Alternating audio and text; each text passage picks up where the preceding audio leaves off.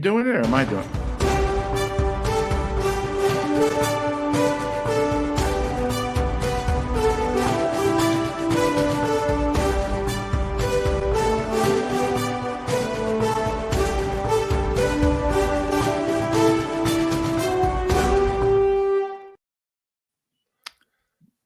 Welcome to the Operation Game Night podcast. Oh my God. It just stole the God powers away from you. Welcome to the Operation Game Night podcast. What the hell was that, Travis? Every week I come in here and I hit the start record button, and then out of nowhere, Clay leaves for 1 week, and Man. I mean, I think there can only be one Highlander, and you left for a week, and I took over, and now I'm on the ones and twos. So I think this is how the Roman Empire collapsed. Which we think about daily here at the Operation Game Night podcast. So welcome to episode 29 of the Operation Game Night podcast. I am your host, Travis Smith. Joining us, special honored guest, Hall of Famer, Clayton Gable. You're talking about me. Yeah. Bryce. I know. I was swerving on you. What's up? Clay, Hey. How you doing? I'm doing good. I'm excited about our even more special guest, probably a Hall of Famer in something. We got Bryce here from Rummathon Royale. So it's going to be an awesome episode. We're going to talk about classic card games. I'm kind of stealing your thunder now, Travis, as the host, since you took my thunder as the ones and twos guy. So, all right, Bryce, your turn. You want to be a host, Bryce? Sure. Thank you guys for having me on today. I'm looking forward to getting into classic card games as well as telling you a little bit more about Rummathon Royale. Yeah, really excited about it. Joining us is not a Hall of Famer, just a regular average Joe, Jared Erickson. How you doing, Jared? Absolutely fabulous. I would hope that someday I could be like Hall of Fame in like some eating competition, something like that. But what type of food? What food would you be a Hall of Famer in if you're in an eating competition Hall of Famer? I think maybe pie. Pie. Yeah, I have won a pie eating competition once. I've won one competition where you had to find a piece of bubble gum in a pie tin of whipped cream before. Okay. But I don't think there's any Hall of Fames for that. So we're learning a lot of interesting facts. You have 6 fingers on your hands. You won a pie eating contest. This is great. Let's keep it going. But I want to know, are we going to find out more about Bryce? Like, where are you coming from? Like, where are you sitting right now in this country? Oh, I'm in Los Angeles, California. Nice. Yeah. We're at in LA. Porter Ranch. Porter Ranch. Okay. I know about this much about LA. I know where Gabriel lived. Where did he live? Hermosa Beach, right? Is that where our buddy Gabe? Redondo Beach? Okay. Is that Bryce has no reference or like no knowledge of who Gabe is or where he lived. Did you know Gabe? He lived in LA once. Yeah, Gabe. Oh, you live in LA? You must know Gabe. All right, that's enough of that. Today we're talking classic card games. We're gonna debrief our weeks. We'll talk about why classic card games are built to last, what makes them great, and unique twists on classic card games that are now springing up. And Bryce has a game that he has designed that is a twist on a classic card game that we are loving. And then we are going to go over the fence and talk about what we've been doing outside of board gaming. So, Bryce, do you want to go first? Do you want to talk about your game and what you've been playing this week? Sure. I'd love to introduce you guys to Rummathon Royale. So basically, Rummathon Royale takes the basics of Rummy and then it like amps it up to like a 10. So what we did is we introduced strategic chaos, so to speak, by adding special action cards into like classical Rummy. We also introduced asymmetrical rule cards. So the game starts with everyone receiving a unique rule card, allowing them to complete different runs and set combinations through a race. We got the name Rummathon from Rummy plus Marathon. And that's kind of like what it is. I feel like the game will appeal to like strategists, people who love to like plan ahead, but then also like party gamers, people who love a little bit of chaos, things that are a little bit unpredictable, risk takers, because we have like this element of declare Rummathon Royale and you can like go for the high stakes and, pass multiple rounds really quickly. We also have things that might appeal to like, the classic rummy lover, just being the core foundation of the game. And then that's pretty much it in a nutshell. Okay, nice. Clay had a chance to try this game out. Clay, what'd you think? Yeah, I mean, it's been a while since I played a rummy style game. Like we'll get into it. I don't want to, delve too far down the rabbit hole of classic card games, but these were the type of games I grew up playing all the time. And then when I started getting into board games, I kind of left some of that in the past.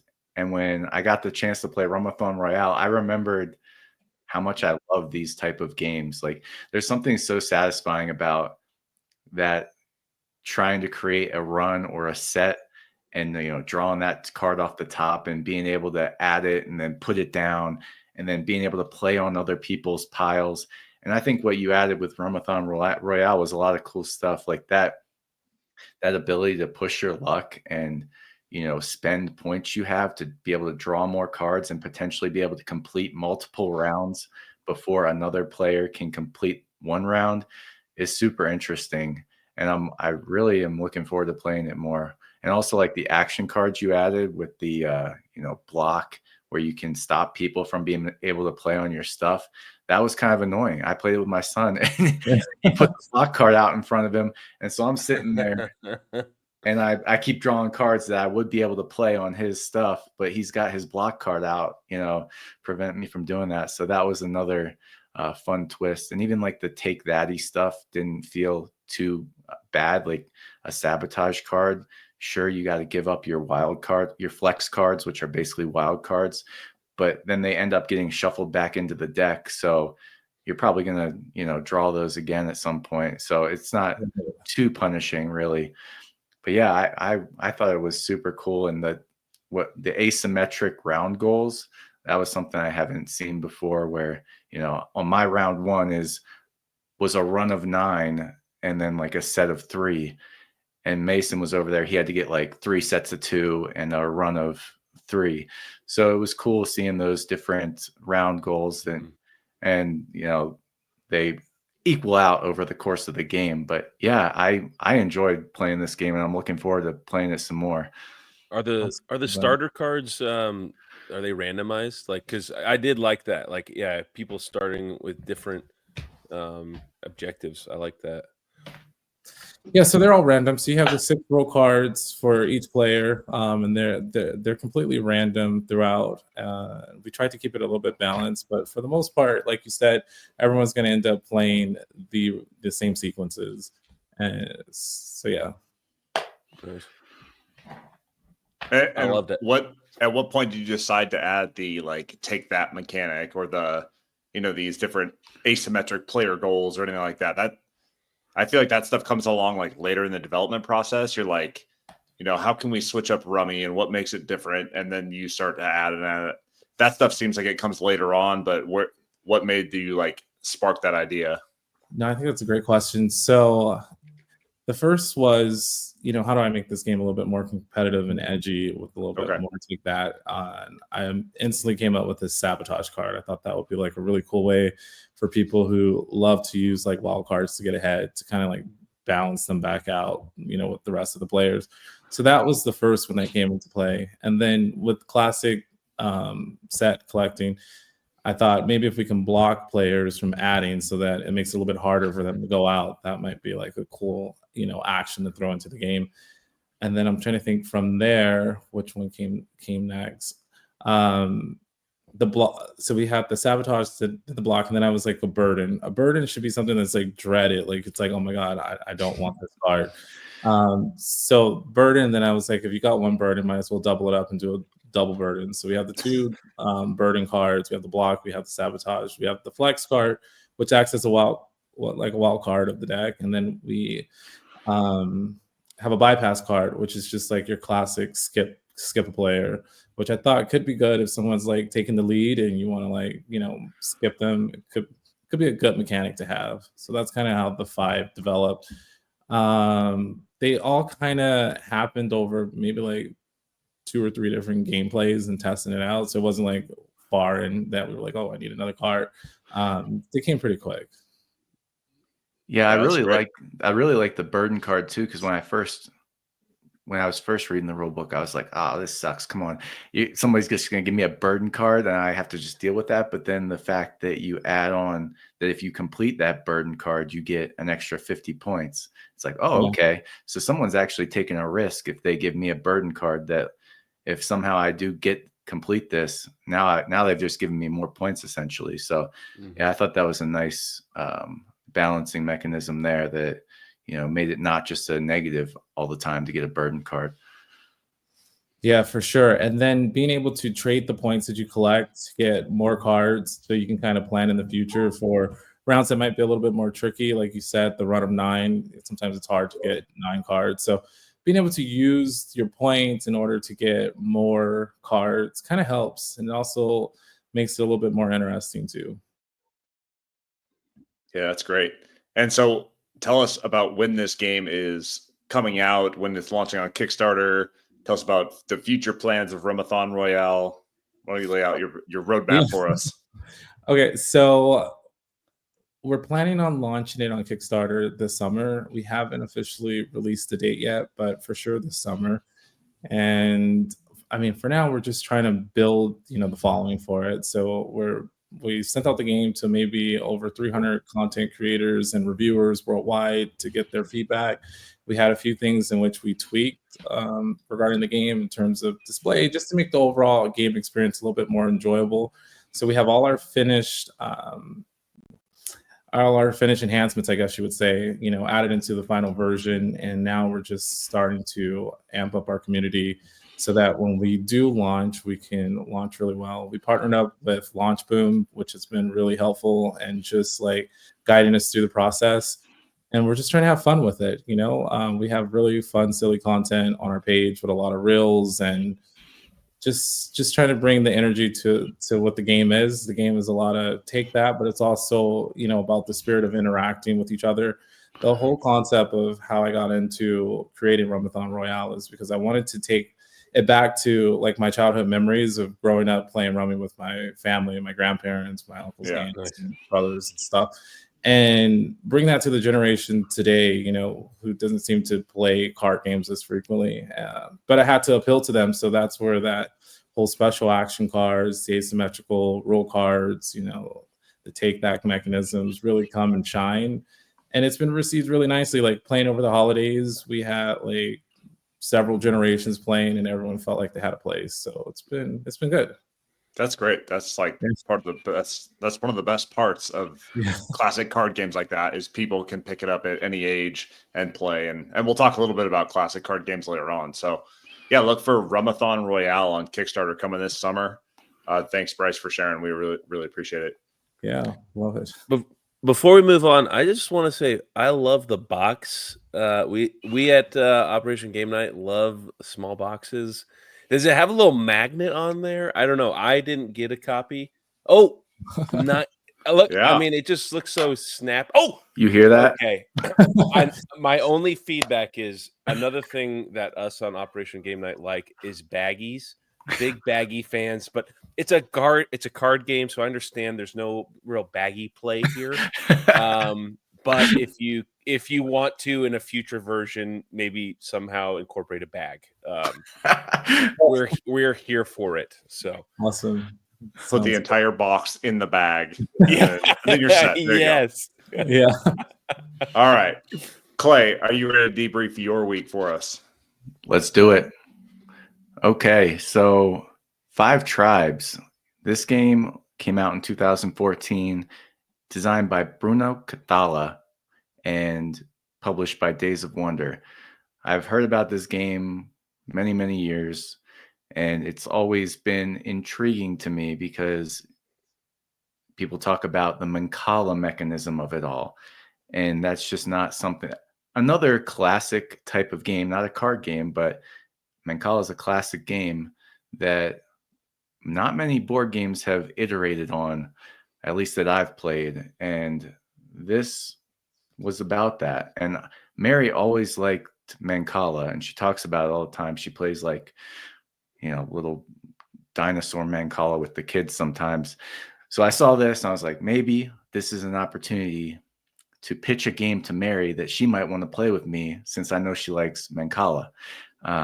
So I got it, and we've played it twice now at 2 players, and it is super interesting. It is like nothing I've played before. Like, it has a lot of, similar Euro-y mechanisms where you're just scoring points for different things, but the gameplay feels so interesting. And I don't know that it's perfect. I'll talk about it a little more later. There's some warts to it, but it is so novel to me, the way it all plays out. So essentially you have these 30 tiles spread across the board. They're not spread across the board. They are the board. You set out these 30 tiles. They have different point values and they have different actions on them. And at the beginning of the game, there's 3 meeples on every tile randomly assigned. And there's 5 different colors of meeples: yellow, blue, red, white, green. And so on your turn, you pick a tile and you take all the meeples off that tile, and you have to draw them on adjacent tiles until you get to the final tile. And the main rule is that on that final tile, the meeple that you have left has to match the color of one of the meeples that are on that tile you're dropping onto. So if the last one in my hand's a green, there has to be some greens on the tile that I'm dropping on. And then you take all the greens that are on that tile off the tile, including the one you dropped. So 2 things happen every time you take your turn. One, you get to activate the ability of the color meeple that you dropped off. So greens let you buy these resource cards where you're trying to collect sets of different resource cards. So at the end of the game, if you have 7 different of these resources, you get a bunch of points. Reds let you assassinate another meeple on a different square or a meeple that's in front of somebody else. Yellows are worth points at the end, but if you have the most yellow meeples, you get an extra 10 points. Blues are builders. And so you look at all the tiles around the tile you just pulled up from, and every tile that has blue in the corner, you multiply that by the amount of blue meeples you took off the thing. It sounds kind of complicated, but it's really not after you do it a couple times. And then the white ones are used to buy these genies that give you like ongoing ability throughout the game. And they're also worth points at the end. So you take your meeple action, which sometimes is nothing, sometimes it's getting cards, etc. And then you take the action of the tile that you landed on. So, some of these, they like add a palm tree to the tile, which essentially just makes that tile worth more points at the end. Add a palace to it. A palace is worth more points than the palm tree. And then the other spots are purchasing resource cards from the market. So you can do that at some of them. And then the last thing you can do based on a tile is buy those genie cards if you have the white meeples in front of you. So every turn, you're picking up meeples, you're dropping them off, and then you're taking the action of your last meeple, and you're taking the action of the tile that you landed on. And if you land on a tile and you are able to clear all the meeples off of it, so if there's like 1 red on a tile and you landed on that with a red, you would take all the red meeples off the tile, and now it's empty, and then you can claim that tile with one of your camels. And then you score points for that tile at the end of the game. So there's so much to consider on every turn. Like, it is brain burning and not something I would normally like. But it's just so sorry. Yeah, I'm a little lost right now. I said a lot of stuff. The person that you are playing, you are a camel, and you are a certain color camel. The meeples are just agnostic. They're just pawns in this terrible desert Ponzi scheme. Yes. Yeah.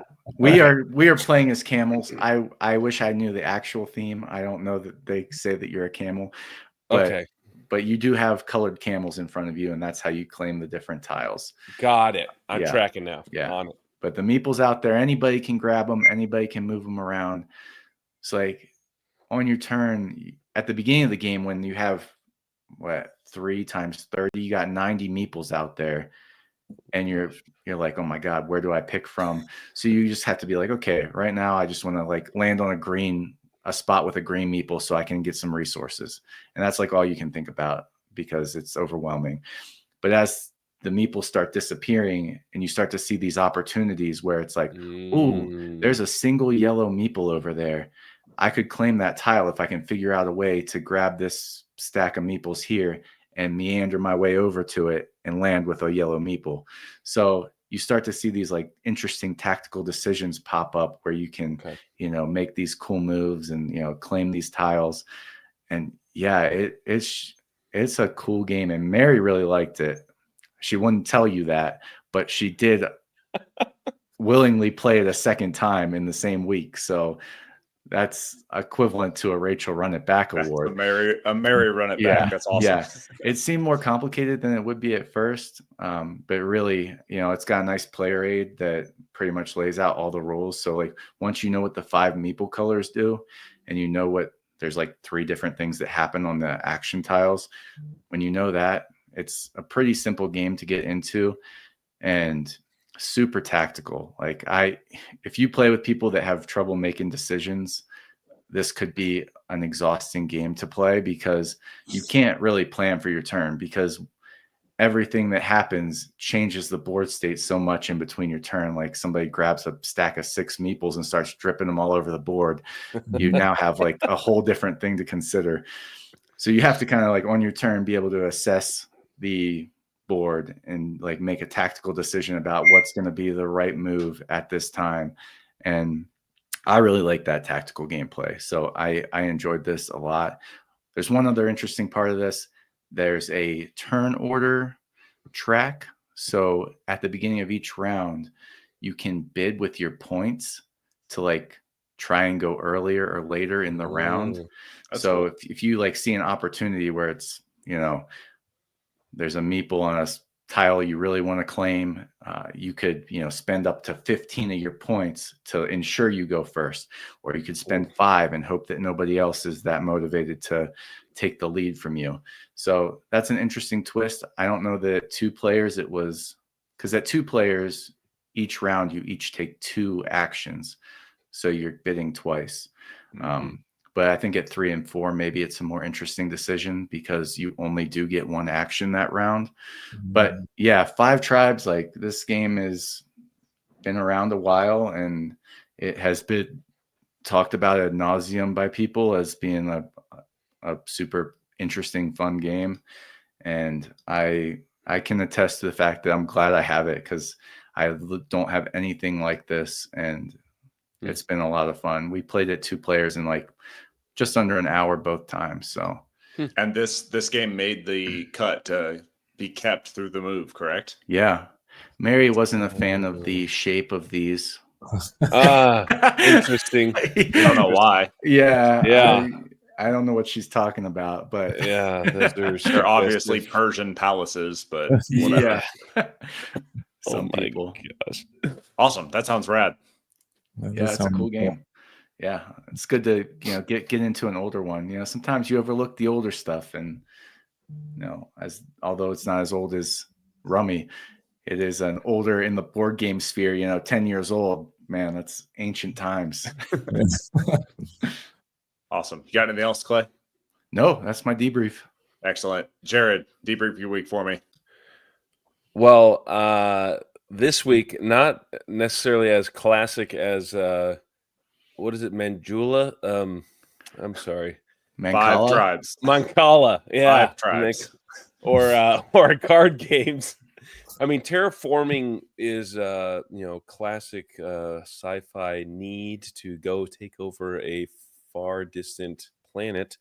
But for me today, I will be talking about Terraforming Mars.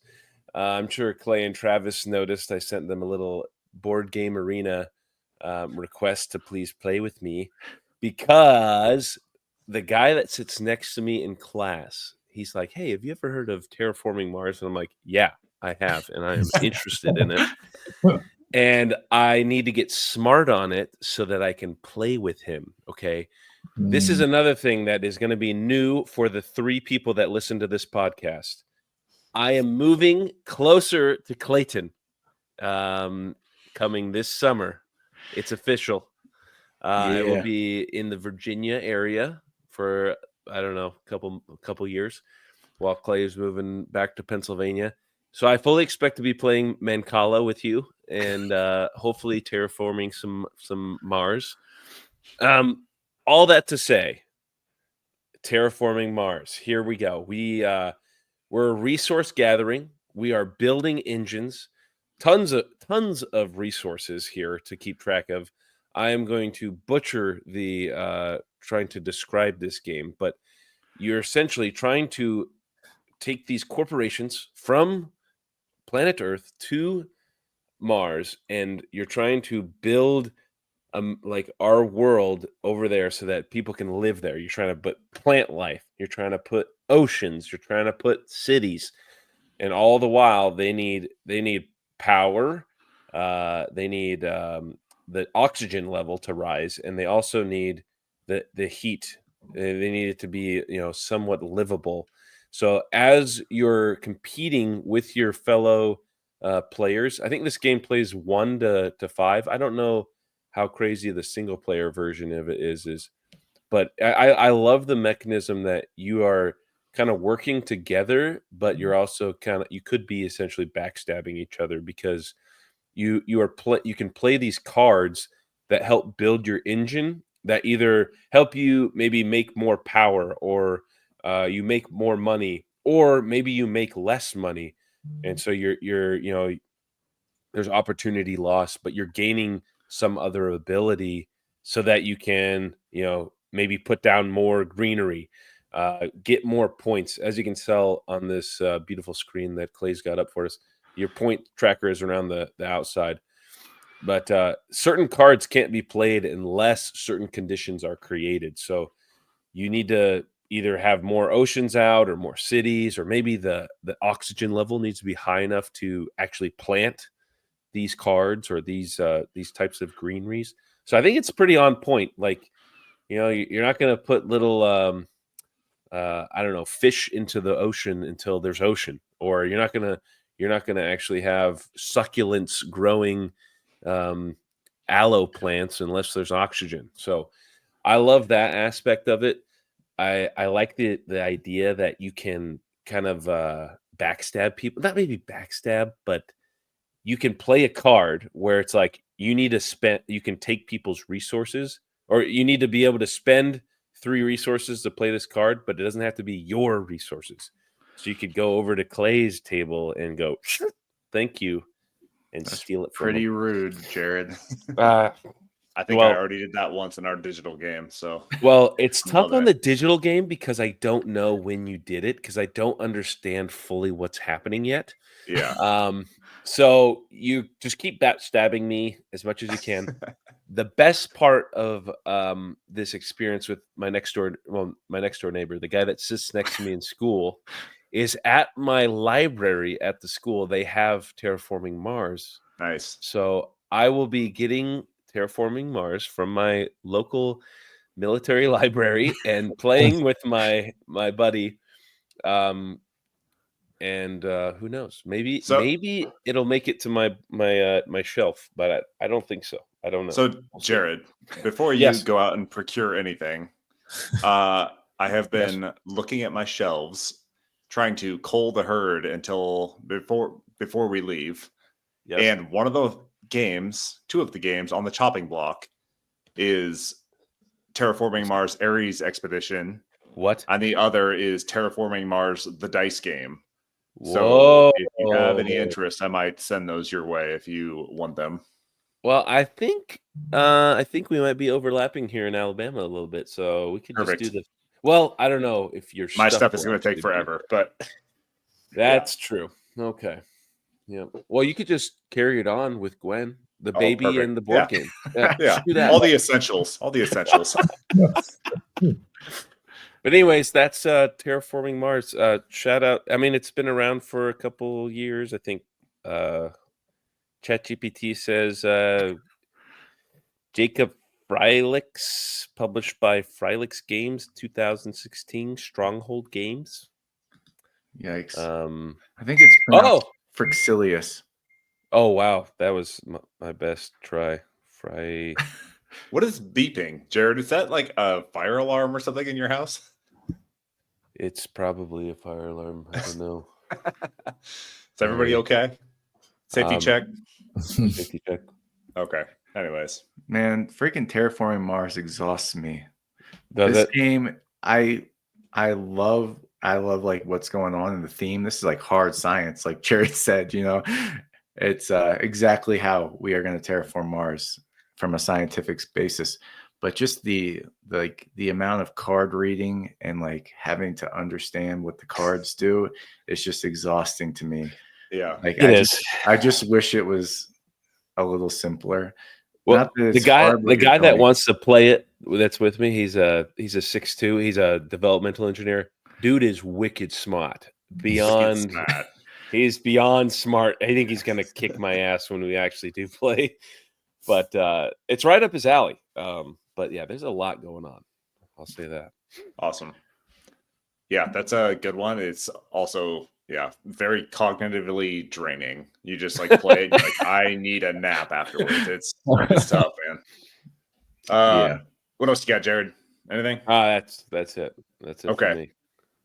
I played a whole bunch of games. Digitally, I am loving Architects of Amatus, which just hit BGA, as briefed to us by Paul Solomon. Loving that one. It's like a tic-tac-toe meets city builder on a little player mat. Loving that one. I played The Jest of Robin Hood digitally. Hidden movement game where you play as either Robin Hood or the Sheriff of Nottingham, and you're moving around. I played as Robin Hood in the one time that I've played it, but you're moving your merry men around secretly to incite revolts at these different districts within Nottingham or Sherwood Forest. You're trying to hide Robin Hood from the sheriff. You're trying to rob and give, and the classic Robin Hood tale. Loving that one. But the one that I got played this week in person was Skyrise. Skyrise, published in 2024 by Roxley Games, designed by Gavin Brown, and artist is Andrew Bosley. So, Clay, help me out. When you played this, were your buildings like the super fancy deluxe building-looking buildings, or are they big chunky blocks of plastic? No, I'm a basic boy. I got the basic woodies. Okay, so I have the limited edition version of this. Of course you do. And man, it typical. is so freaking, it's so beautiful. So everything has its own little special holder in the box itself. You pull these things out. The floating city that you're building is on these big like platforms that like float up above the player mat. Yes, look at those things. Beautiful. Wow. So then you have these unique buildings that all are different from one another in the different shapes and values. Yes. Okay. Hold that right there. So hold it. I played this 2-player, which I got inspiration from, was it Tay & Co? Yeah. On Instagram, who is coming to be a guest later on. But they said that this game is great at 2 players. So what this game is like a bidding auction game where you are trying to build out this floating city to earn different bonuses and resources to earn points in the end game. You have secret player cards goals. There's community goals. And what you do is somebody starts off the auction by placing one of their buildings into a district. The districts are the different groups of small colored sections on these boards. Then the next player around the table will place a higher number building in an adjacent district. And then the player, since we played 2-player, the other player goes and places a higher value in the following district, and the next, and the next, and the next, until somebody passes. And then the last building to be placed in that bidding back and forth gets flipped over and stays in that district. All the other buildings come off and they go back to the person. The person that got to keep their building out there gets to take the resource chip that was on the district and place it either on their player board or on their character card. And at the end of the game, the like buildings that you're placing in these different districts will earn you bonus points. You can earn bonus points for runs. Like if I have 3 of my buildings next to each other in adjacent districts, I can earn a bonus. If I control the islands with the tallest buildings, I can earn bonus points. But basically, you score all of your bonus points at the end of these 2 eras. Era 1, you are just using these like kind of lower number buildings. When you start Era 2, you get what are called wonders. And these wonders are these big buildings that are unique from one another. They are beautiful, and they have unique player powers that you can assign to these wonders. And so you get a couple of different wonder cards to choose from, and depending on what your strategy is going forward, you can select that wonder card to represent what your wonder will do when it is placed. It's a unique looking building. It doesn't play like the other ones. On the bottom, instead of a number that you would typically bid in these auctions, it's got a W on it, and it just kind of trumps everything else that goes any other number that is placed during the auction. And so once both players have placed all of their buildings, Era 2 is over, and you do the in-game scoring. Whoever has the most amount of player points wins. This game's awesome. I really enjoyed it. I mean, I've never played it 3 or 4 players, but even 2 players, like this kind of back and forth, quick auction style where you're building out this floating city. I mean, it's a cool theme. The buildings are super nice. The components are super nice. I have the limited edition, so take that for what it's worth. But yeah, I just love how quick and snappy it is. And I can see when you play with like 3 or 4 players, that auction becomes really tense. And you can actually like direct which direction the auction goes. So like, if I'm bidding next and maybe somebody wants to go towards this one specific resource that they need, I can bid in the opposite direction and force them to go kind of around. That doesn't make a whole lot of sense, but it's basically like an auction on direction. It's like directionally. Yeah, it's like it's an auction that takes a physical shape as you kind of snake your auction around the board. Yeah, so like right here, you got somebody went out here with the 32. Yep. And this light blue player played a 61 in that adjacent region. And then the purple player was like, oh, hell no, I'm playing the 91 in this yellow spot. And then yellow comes back. They only wanted to play a 32, but now here they are with a 114. They must have really liked that little green patch of land over there. Yep. And they probably won that. But then they were in a hole there because there's nowhere else for them to go, right? Yes, that's right. Is that true as well? So that's an auto win. Yeah, so you can basically like carve off these areas where like if there's one standalone district, if somebody puts something there and they can't build off of it, it's an auto win. And so you can kind of... That is not an auto win though, because technically this one here is adjacent. Well, okay. In that one, but we had a couple in my game where like we played 2-player and we picked 2 of the different islands, and some of them had like unique peninsulas that came off of them where like the end one was completely empty, and so like at the end of the game, somebody placed it on there and it was an auto win. So cool. Yeah, super unique, a cool take on auction games. Played super fast at 2 players, and I will definitely like to get this played at 3 and 4 players later on.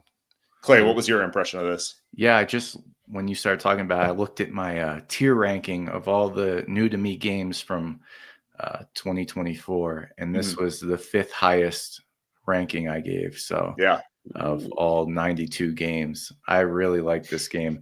It's simple to teach. Like, am I going to play a building that's higher than your building, and in which of these adjacent spots? But yeah, just the directionality of it and the different resources you're trying to grab is a lot of fun, and it does look beautiful. And I'm excited to hear that I can try and play it at 2 players, because that's what's been keeping it off the table. Is I played it twice at 4. It goes kind of long at 4 players. Like it's probably over 2 hours, which I'm a guy that likes to be a 90-minute gamer. 2 hours is getting up there for me, especially with 4 players, because usually the 3 other players aren't as into games as I am. So I know that they're probably waning in their interest by the time we hit 2 hours. So I try and keep the games a little tighter. But Mary likes this game, and if we can play it quick at 2 players, that's a good weeknight Wine Wednesday game for us. Yeah, and this might even appeal to a real estate professional. Ooh. How about it, Bryce? Yeah. Look at that. Oh, it sounds great. This game's very cool.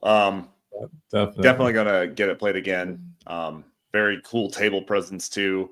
You could see people coming up to this. Like if you were playing this anywhere public, people would be coming up to see what this is, because especially the limited edition, those like carved, unique, bespoke buildings are just so beautiful, and all of them are unique from one another. Like your small buildings, it's not just you have one different small building that is printed 4 times. Each small building is unique from one another, and so you end up with this like beautiful cityscape at the end of the game. So Skyrise is definitely one that will be hitting the table again and kept around for a while. Cool. Did we do it? Are we ready to Good one. do the mission objective? Let's roll out. Move out. All right. So, Bryce, we're going to give the floor back to you. We want to talk about classic card games. You love Rummy, obviously. You're designing a game about Rummy, but there's other classic card games that have withstood the test of time and have unique mechanisms or things that stick. So, in your mind, what are some games, some classic card games that stand out to you as being unique, that have staying power, that will be around forever? I would probably say Spades. Okay. Obviously, guys are familiar with Spades. I just think it's just one of those games where it's almost like a rite of passage, to just know how to play it well. People can play it, but to play it well, I think it becomes really competitive in that aspect. And then there's also a team component to it where you can, partner with someone and play, build together. So I feel like that'll always be around, especially in our household. Oh yeah, for sure. Clay, do you know of any other card games that you think will be around forever? I just want to double down on Spades. Like that was the game growing up I played that more than anything. And when you finally got that partner that you were like, listen, dude, we got this. I know if I throw, this card off suit, you're going to know that means I'm off suited in that card, and you're going to freaking set me up to get my tricks. And that teamwork, I honestly, I've played so many games since I grew up playing Spades, but I don't know if there have ever been moments that feel as good and tense as those moments that I had growing up playing Spades, when you had a group of people that all really knew how to get in each other's heads and, knew how to bid right. And man, those moments are awesome. And I've played so many, and we're going to talk about it. Like Spade trick taking is one of the types of classic card games that has had a flood of new interesting mechanisms surrounding it in the modern hobby board gaming world. And honestly, I like a lot of them, but I don't know that any of them are as good as just classic Spades. I was gonna say, Clay, like I grew up a little bit in California, a little bit in Florida, Utah. My dad was he was a contractor for the Air Force, so I grew up kind of all over. But I went to wrestle at the Air Force Academy. All these dudes from the Midwest playing Spades like since they were 2, and wrestling since they were 1.5. So not only they're kicking my ass wrestling, that they like just dragging my face through the dirt when we're playing Spades. Like every free chance, you're on the bus on the way to the airport, someone's pulling out a pack of freaking cards and they're playing Spades, freaking sandbagging me left and right. Yeah. So I had the poor unfortunate, learning curve of getting myself into Spades. But then, there is a definite love eventually, at the end of it. And I love that you said that, Clay, like there's like a partnership where like you put down that card and like, oh, you already know. That I kind of miss that, I miss that like simplicity, because board gaming now is like so freaking complex. We pull up these giant TV screens full of different icons, and you do this, then this, and then board game like rule books that are like 30 pages long, literally 30 pages long. But Spades, man, just it's beautiful. It's a thing of beauty. And I yield back my time. I feel like it's like a regional thing too, right? So some people play spades, some people play hearts, some people get really into hearts, some people get into euchre. You know, California, we played Scum or like El Presidente or, you know, whatever it's called in your region of the world. But I feel like people coming up into any sort of gaming have experience or exposure to this card game, trick taking, what, you know, whatever it is, these classic card games. So what is it about those card games, or what mechanisms or what attributes that these card games have that set them apart from others, or make them last, or make them have this like cultural prevalence? Like, what is it that has that staying power with these card games? That you're asking the tough questions. I mean, I think it's. I mean, I don't know if it's all nostalgia, but it really is a classic feeling that I don't know. Like I don't know if you taught me spades apart from the memories like with my family and like teammates growing up, like if I would think it was that great, but I just have so many good memories of it that yeah, I don't trick taking in general, I think just gets into that like double think and you're in each other's heads and trying to assess what other people are doing. And I think that is something that is always interesting and fun, and it rewards like getting deep in it, you know? Like it's not like I declare war or whatever, where everybody's played it, but no matter how many times you play it, it doesn't really matter. You're just gonna Flipping cards. flip a card for 3 hours, and nobody's ever gonna win.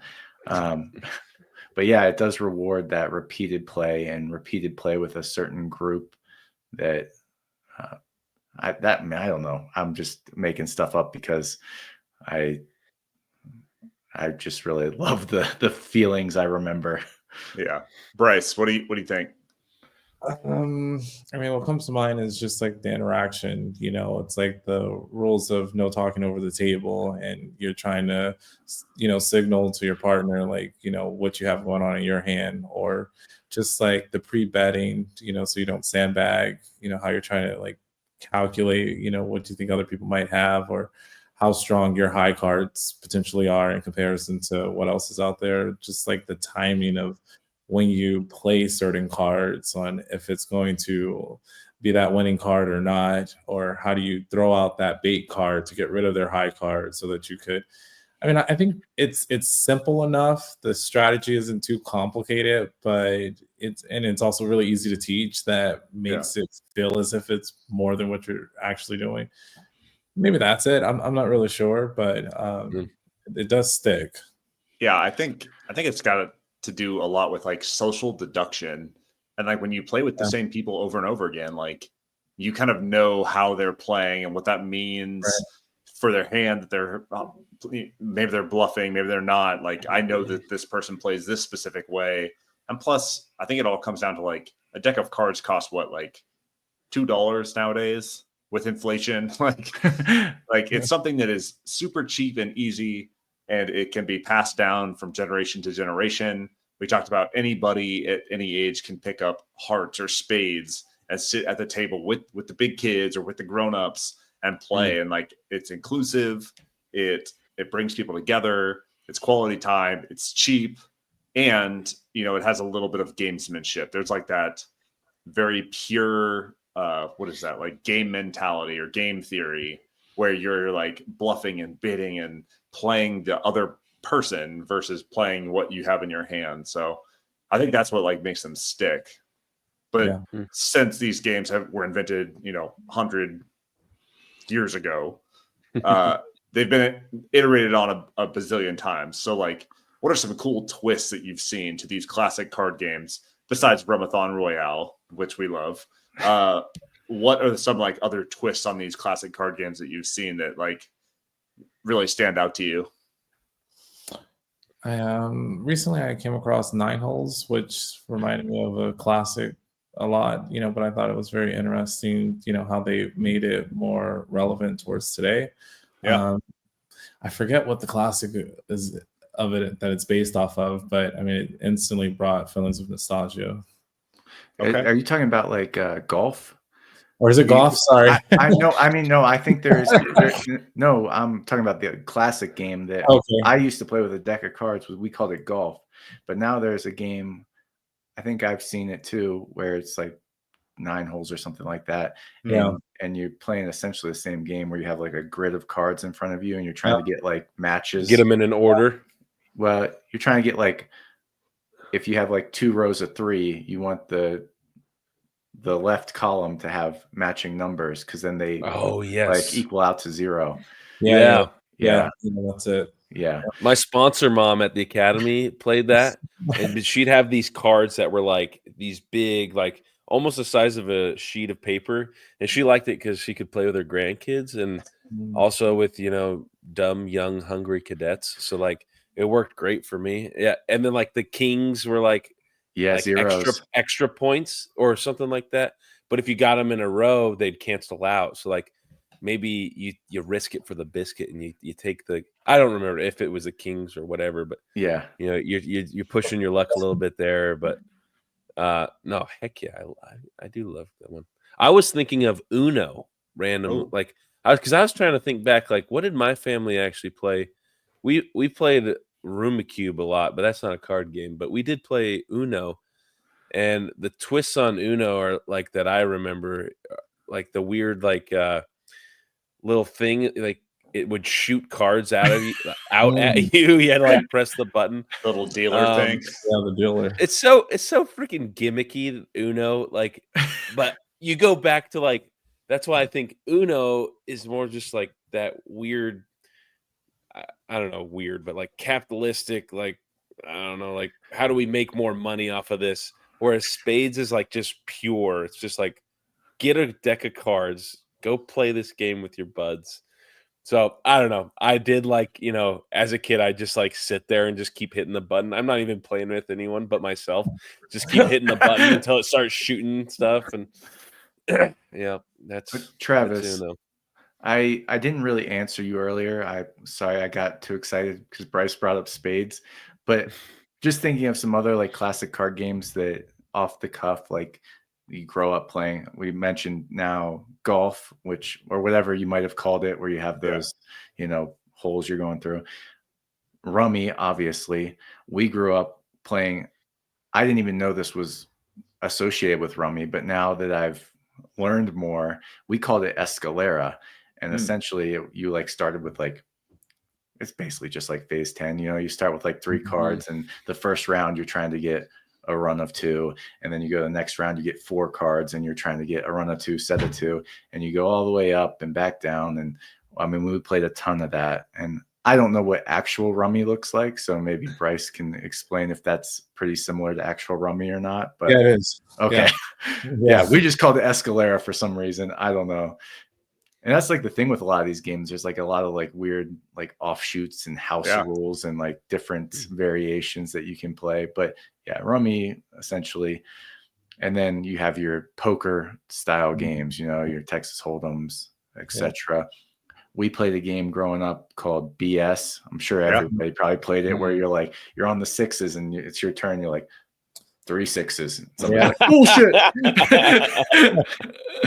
But which is kind of like a twist on Liar's Dice, right? Like you're like going around and kind of like trying to sneak as many cards in as you can. Yeah, it's like they're all kind of these weird crossovers between dice games and social deduction and card games. And yeah, there's so many like cool iterations on that stuff.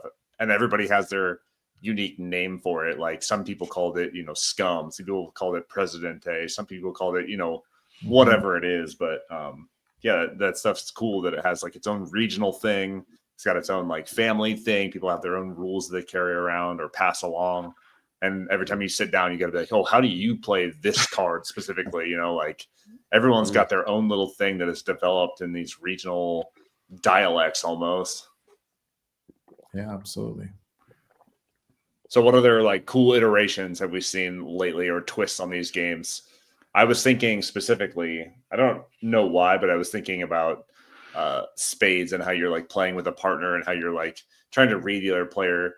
What was that game, Clay? That like, was it Silver and Gold or like the one with the mouse and the dragon, the card game? Oh yeah. Oh, Wicked and Wise. Wicked and Wise. That's a cool game where you're like one player plays a suit, the other plays a number or something, and like you're trying to play with your diagonal partner.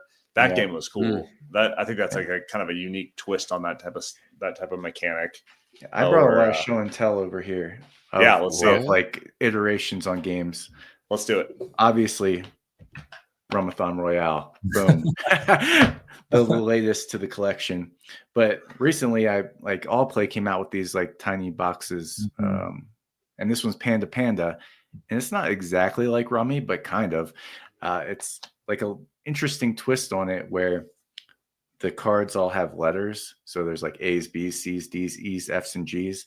And they get rarer. So there's like 10 A's, 8 B's, 7, and it goes on. And every round you can win in a bunch of different ways. But on your turn, you either draw a card or discard a card. So you kind of are manipulating the size of your hand. So you can go for like a big hand and get like the winning combination of like 5 A's and 4 B's. Or you can start like discarding down and go for a winning combination of like a G and an F, which are 2 rare cards.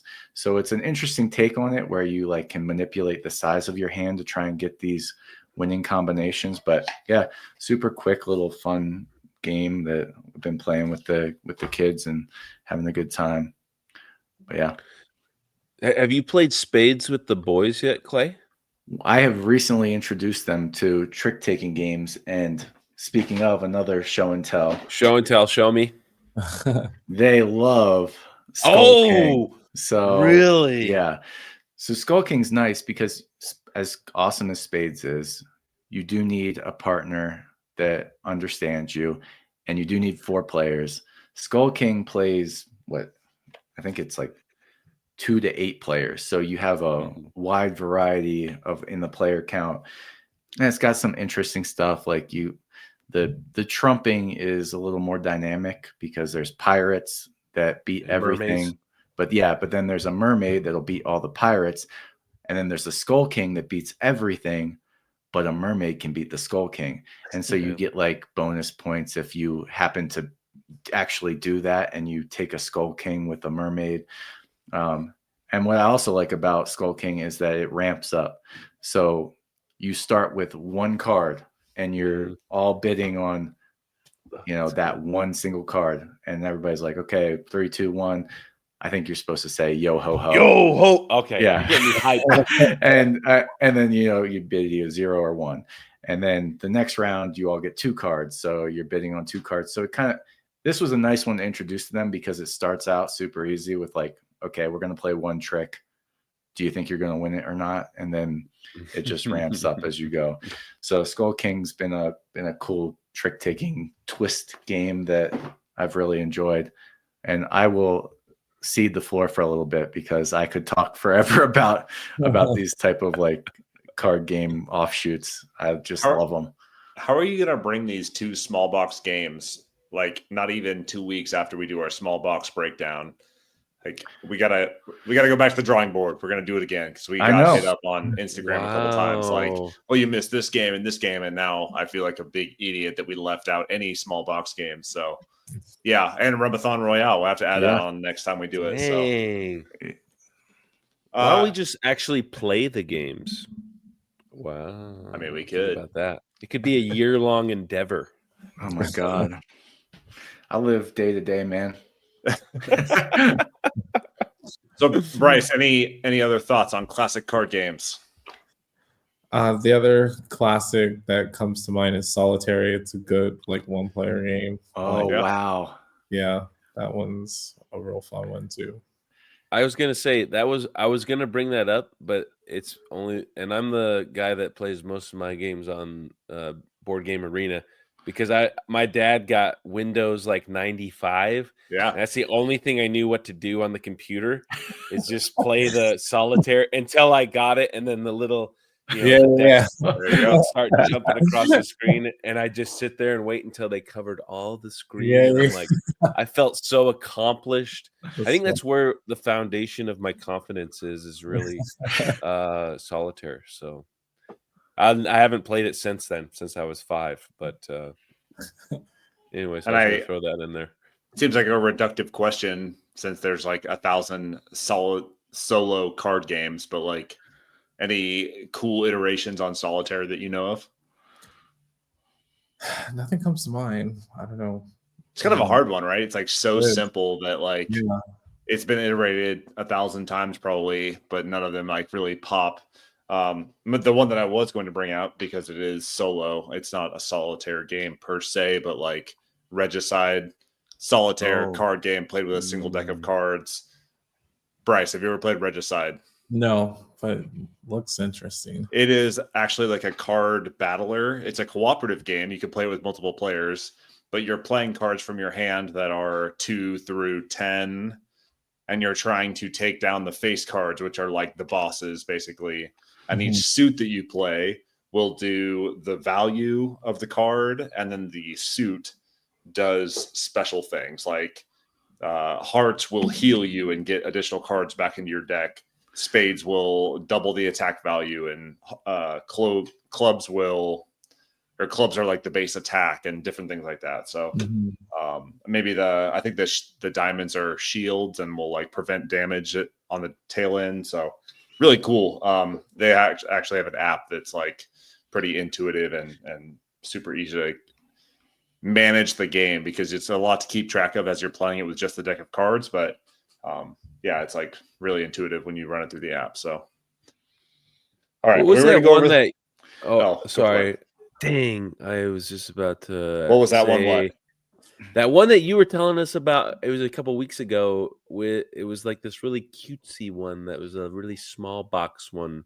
Sausage sizzle? For Northwood. Oh, for Northwood. Yeah, that one was cool. Wasn't that kind of solitary? Was that kind of solitary? It is a solo trick taking game. Oh, just where you are.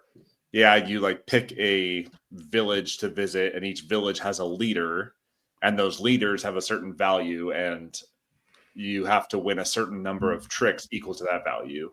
And so like if I go to the 2s out of this big deck of like conversations, I have to win 2 of those by playing tricks against them.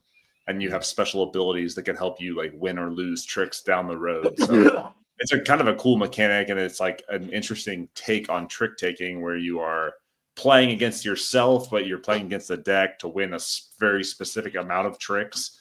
That one's super unique and super easy to learn. So I really enjoyed For Northwood. I think there was like a photo of it that made it look like it was solitaire. I don't know. Oh, it's kind of set up that way, right? You have like your cards, like it was kind of like laid out on top, and then yeah, you've got your conversations and the amount of tricks and stuff, and then right in front of you, you have your like special ability cards, and then you've got your like trick taking deck that you're kind of working against. So it's pretty cool. All right, are we ready to go over the fence? We're running a little long. No, not yet. I got 3 more things to say. All right, please. 3. Right.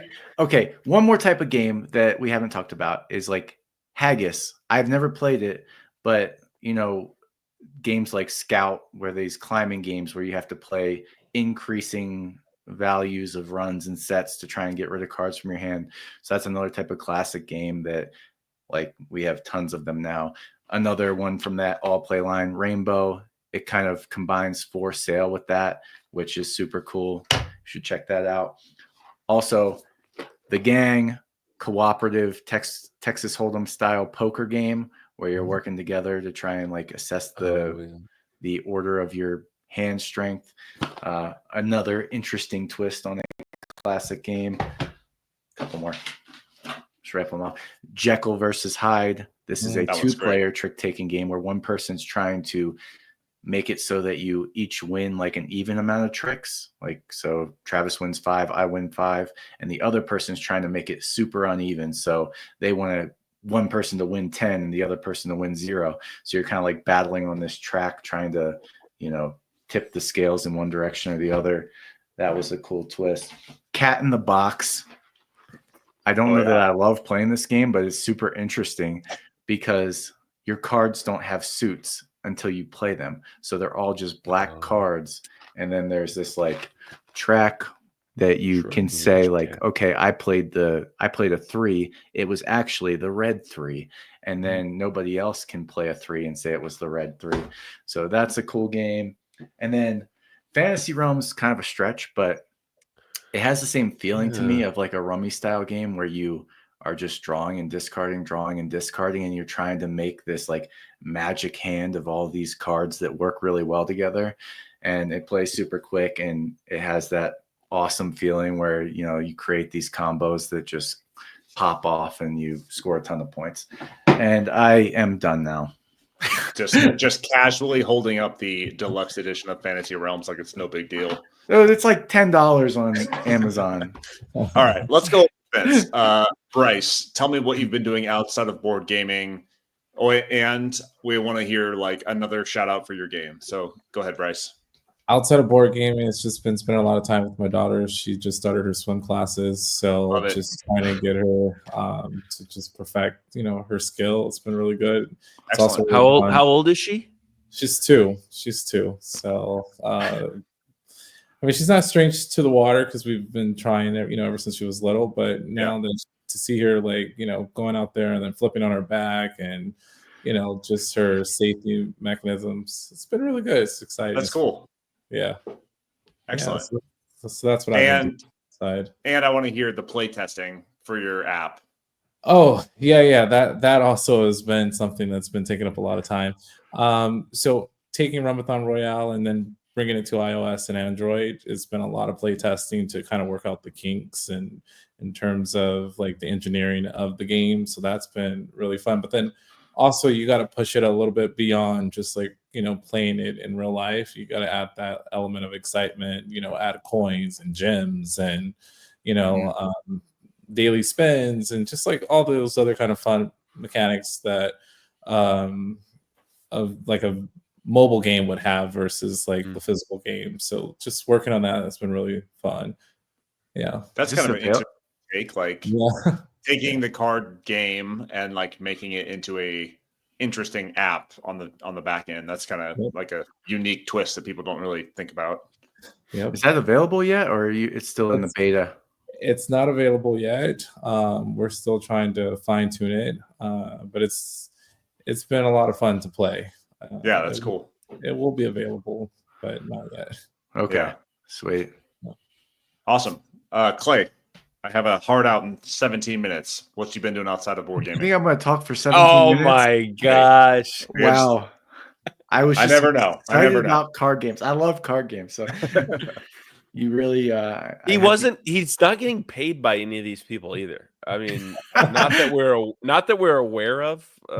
No, I'm definitely not. I don't know. He has these secret sponsors that aren't sponsoring the podcast. Yeah, or giving them sponsoring hats Clay, and so stuff. What the heck? you never Speaking know. of, I'm sponsored by Coors Brewery. Of course that's you are. No, that's my over the fence. I went to the Golden, Colorado Coors Brewery tour, which was a lot of fun. I did not realize all that went into making a beer, but it was pretty cool to see the factory.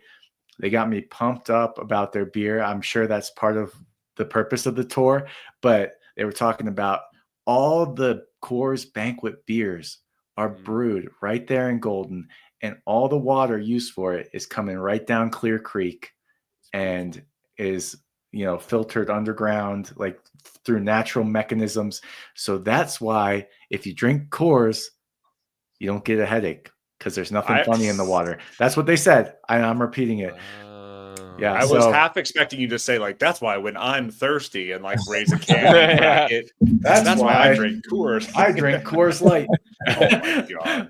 When the Operation Game Night, when we get thirsty.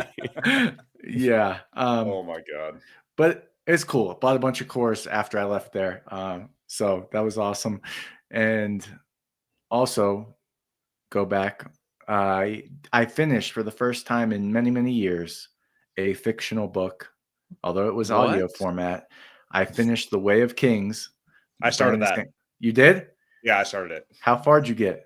Like 30 minutes. Okay, well, hang in there because the first few hours are kind of all over the place, like world building. Yeah. But once it settles in, there's like 3 main characters that you follow.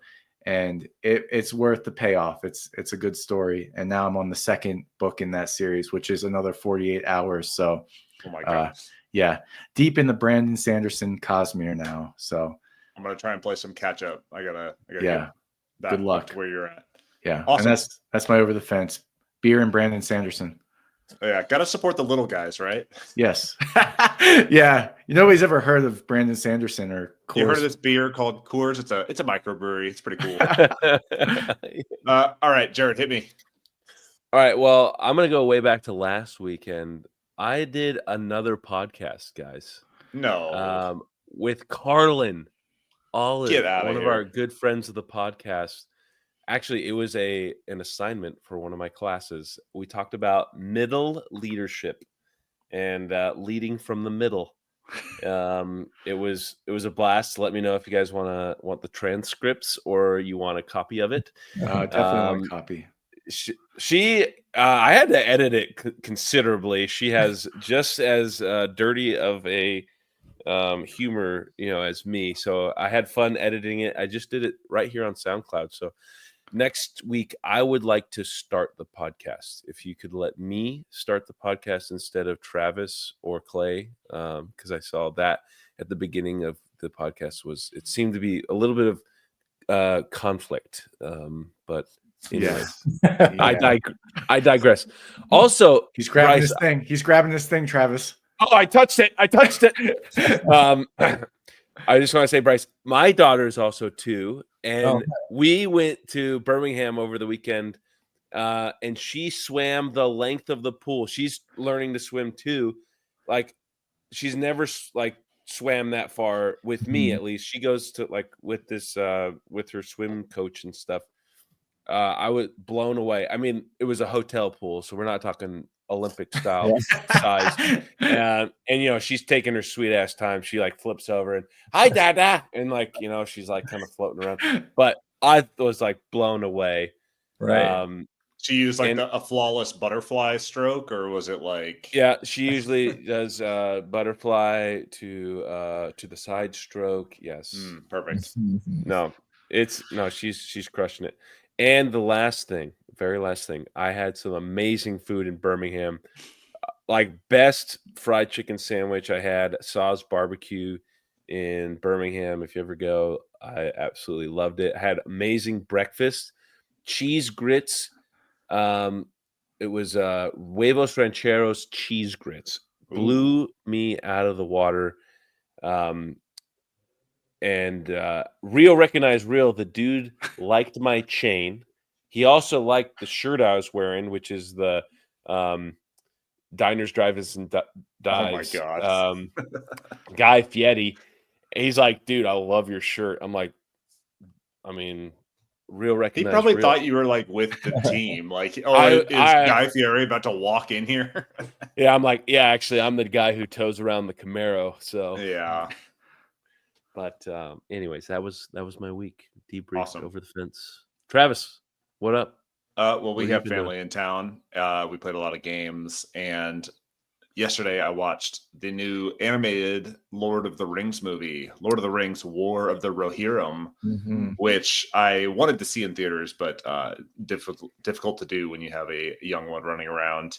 And it was pretty good. I mean, I'm not much into the anime art style, but it wasn't super anime where somebody's charging up a punch for half an hour and they're do cuts back and forth. It was a very cognizant story. It moved along at a good pace. It feels like a Lord of the Rings movie. It's got lots of cool action, and it's kind of a unique twist on a world that I love. So that's on HBO Max, streaming on Max now, and I would recommend it to any Lord of the Rings fans. So Bryce, give me one more shout out. Where can people find you on the internet? Okay. So we just got our pre-launch page up on Kickstarter, so you can find it by searching up Rummathon Royale, and hopefully you guys choose to follow it. We're also on Instagram, TikTok, YouTube, the username Rummathon Royale. Awesome. Nice. Yeah, we are super looking forward to that Kickstarter launching. I know that I am signed up for notifications when it launches, so really looking forward to that. And yeah, thank you so much for joining us. We really enjoyed our conversation today. Hey, sorry, I want to go over the fence again quick, Travis. Oh my God. I was very brief in my initial statement. Jared brought up Carl, and it reminded me that we went to Red Leg Brewery on Thursday for an office trivia night, and we didn't win. But I want to tell you why. One, there was a trick question. So we were like, it was 48 questions in. We had gotten one wrong, and we were in second place. We got another one wrong. I would like to contest the question. But anyway, so we were in second place going into the last round where you had to wager points. And that's basically the story. We didn't get the final thing right, so we didn't win. But there were 30 teams, and we were in second place, which was pretty awesome. I just wanted to flex a little bit on the office trivia here. So, Oh, the office trivia. yeah, like the show The Office. Okay. All my What hard question work. did you lose on? They said, what did Michael auction off at the charity or the auction to get the 2 money? Bruce Springsteen tickets. You know, that's what a reasonable team would answer. Yeah. But he didn't actually auction it off. He auctioned What? off Holly's yoga lessons. He never got around to auctioning off the Springsteen tickets. Oh my What? God. I know, right? I was pretty pissed about that question. Veto. Yeah. So Anyway. anyway, we got that wrong, and we got the name wrong of the IT guy that Michael thought was a terrorist. Oh man. I want to say like Rashid, but it's not Rashid. It's Samir. It's Sadiq. Oh, Sadiq. Dang. Yeah. All right. Mary threw us off on that one because she tried to say it was just a normal person. Not that Sadiq isn't a normal Steven. person, but she's like, it's a normal like English name like Bill or George or something. So we really got off the. It's normal in India, Sadiq, but you know. Here we are. So Clay, was that worth like stepping over Bryce and like, you know, taking his thunder as the last thing to say in the podcast? Actually, I have one more thing to say, actually. Yeah, I didn't want to leave the podcast without bragging about how well we did in office trivia. Okay, well, I'll cut that and I'll move it back to your over the fence. Okay. There you go. All right. Well done. We did it. For Operation Game Night, I have been Travis. He has been Clay. He has been Jared. He has been our special guest, Bryce, designer of Rummathon Royale. And we will see you next week. Are you going to hit the button? Hot shot?